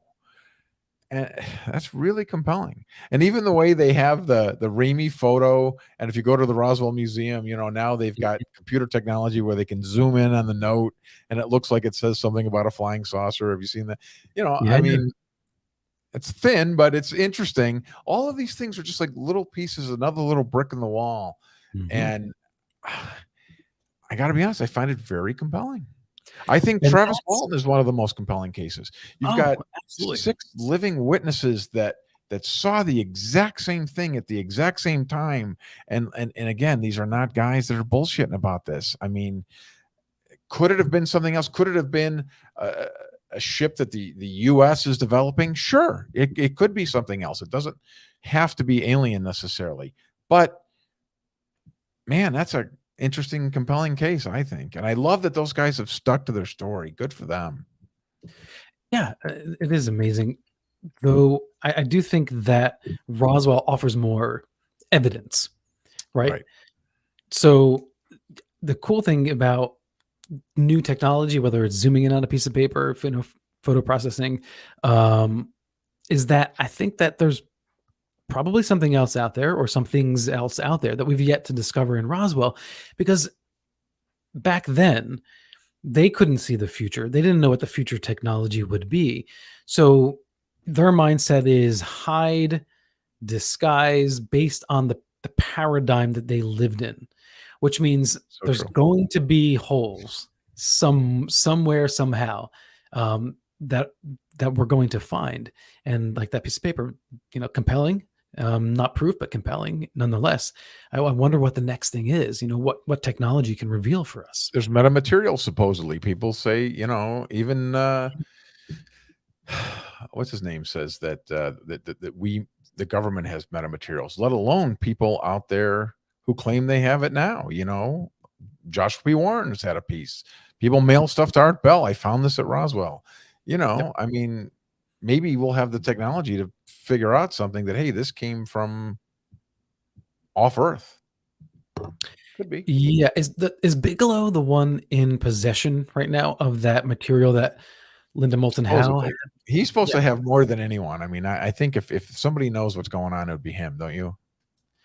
Yeah, but then what's the point of investigating and not revealing if that's true? Well, because he doesn't have the whole picture yet. Maybe, it's so hard to say the motivation behind all these things. The governments, those are obviously more obvious explanations that we could come up with. But yeah, guys like Bigelow, and maybe they'd kill him. Who knows? I mean, again, these things are unknowable, so it's hard. It's all this is speculation. We've read the books, we've looked at the data, and we're speculating. I can't stand when somebody comes on and they're just definitive. This is it. This is what this is. This tape I just played is Bigfoot's voice. Okay, well, let's not say that. Let's take a look at it and let's see where you found it. Let's analyze it. And let's, you know what I mean?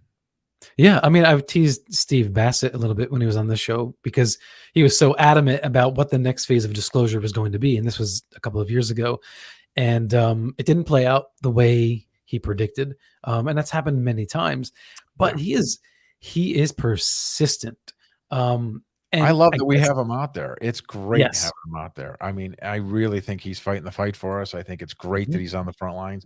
It's great that he cares like this.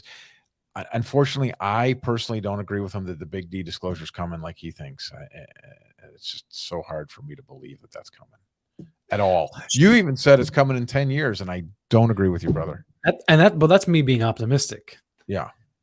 I am burnt like you are, and it is frustrating because you think, oh, progress is being made. I mean, how does Kevin D. Randall, Don Schmidt, Stanton Friedman, Linda Moulton Howe, they all want to know, and Stan wanted to know and didn't get to know. Maybe he knows now. And I can't imagine what that feels like to be them. Why don't you and I have a medium on? We'll talk to Stanton Friedman and see if he'll tell us what's happened. Then we'll all know, and that'll be finished. Well, that's the thing, right? So when we talk to mediums, you can't just put in like a name request. It's always, we'll see who comes through. It's not a filing cabinet. That whatever this entity is, it has free will of its own. But doesn't mean it doesn't hurt to request. That's interesting. We might have to think about this, Ron.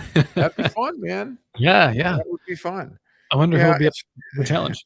It's just so hard to know. I mean, that's the frustrating thing for me, not knowing, and it's hard to know. And that frustrates me. Do you believe in more than life here on Earth? Do you think that our consciousness goes on somewhere else? You mean survives death? Yeah. Well, I have certainly moved in that way because people like, who's that physicist? With the crazy hair and the big glasses. Love that guy. What's his name? The crazy hair and the big glasses. The big glasses you can't see. That physicist that discovered the laser. He worked for the I don't know, Stanford Research Institute with the remote viewing. Boy, why can't I think of his name? You know who it is. Yeah. He's at all these things. He's great. Russell. His name's Russell. Yeah. We'll get back to it if it pops into our brain. Anyway, yeah, he told me face to face that he's convinced that consciousness survives death. And, he's a hard science guy. And I think a lot of these guys are moving in that direction. So I do think, I'm 51% that yes, consciousness does survive death. That's where I'm at today. Yeah. Have you seen a UFO yourself? I've always, this whole time, it's always no. I've never seen a UFO. I have no paranormal experiences of any kind. No, nothing I think was a ghost, nothing that I think was a UFO. But a year or so ago, I actually did have a quote unquote UFO experience. of all people, I was with Dr. Stephen Greer, Mhm. and I was interviewing him like mid hike, and I'll be damned if we didn't see a UFO together. And, Interesting. and it was pretty cool. I mean, it was like a ball of fire, like a little sun the size of an airplane, perfectly quiet, and it just went right over us, no sound. And I've never seen anything even close to that. I have no idea what it was. So you saw a UFO. I would say I saw a UFO now. Yes. Or yes. UAP, however you want to categorize that. Right. Yeah. And Troy A. Miller in YouTube, thank you so much. Russell Targ. Russell Targ, thank you. Mhm. I had Russell Targ. Yes, I love Russell Targ, and yeah, he's convinced now. He lost his daughter, and I think she has contacted him in a way that's proven to him that consciousness survives death. And that's personal encounter, and that's pretty compelling. There is evidence that we survive death, don't you think? I think so. Absolutely. Yeah. I also want to believe that. But that's also a different thing, whether or not we can all call him up and talk to him. Exactly. You're also, we can't assume to know what the functions are on the other side. Therefore we shouldn't have expectations that are very human, because, if we're consciousness is surviving on the other side, then it's a spirit, right? It's our spirit or soul or however, and we don't even know what the heck that means either. So we're just like grasping in the empty space, hoping to get answers. So, we only have a couple of minutes left, Ron. Hey, I just want to comment on that real quick, Alan. Sure. The truth is we actually do have some data, like the Michael Newton research and some of these other guys that have really looked at the death experience and the afterlife, the people that have had past lives, and they've compiled all this information. And yes, it's possible it's something else, but the fact that we do have data supporting that, again, is compelling to me, because we do have something we can look at. Right. So what's your hope right now? Or answer that, or what do we need to do to push for disclosure, even though you don't really expect it to happen? What should we be doing? I don't. I think I do like that more and more people get involved in this, more and more people push for this. I think it getting actual credible coverage, like it did there for a while with the New York Times and 60 Minutes, that brought in a little bit of a wider audience. I think that's what's got to continue to keep happening. Personally, I feel like people have kind of chosen their sides, but those sort of credible things push the needle a little bit and get maybe a few more people interested. And if we get a groundswell of that, maybe we will start getting more. It's coming out, obviously, trickle, but yeah. But again, the aliens are choosing to be clandestine. If in fact they're real, and if in fact they're coming here, they are choosing to be clandestine because they could just park it on the White House lawn tomorrow and solve it. And that's it. Yeah. Ron, how do people find out about you and your podcast? Go to the observationdeck.com. It's observationdk.com, not observationdeck.com. And that can show you to go to the platform, which is Verbella, or my podcast and the upcoming shows. Everything's right on there. Okay. And I put that link in the show description and in the comment section below. Captain Ron Janix, it was a pleasure, man. Thank you so much for coming on today. Thanks, brother. A lot of fun. We'll do it again, man. Okay. Sounds good. Take All care, right. brother. And thank you all for joining us tonight. I appreciate it. It's always great to go on a High Strangers ride with all of you. I appreciate your comments and questions. If you are a fan of Paranormal Now or Coffee and UFOs on the Paranormal Pop YouTube channel, please subscribe, like, comment down below, share. Little by little, this new space that we're in is growing. Of course, the podcast has always been around for about 5 or 6 years now. And you can also get the rebroadcast on the KUNX DB network. That's the UNX network at 2 a.m. Eastern Standard Time Fridays. So if you missed tonight, you can always catch it later, or the podcast tomorrow morning. And I want to thank you all for, being here, being a part of Paranormal Now for all these years. Many of you, you've emailed me, you've commented on Messenger, and I appreciate your stories that you shared with us. As Ron was talking about earlier, when you share those stories with us, it hopefully makes you feel less alone, but it also, helps validate, for us that this is a very human experience that is caused by something from the outside, and that we really should be paying attention to this, even if we don't totally understand what it is. So thank you again. Peace and love, everybody. And until next time, live in the mystery.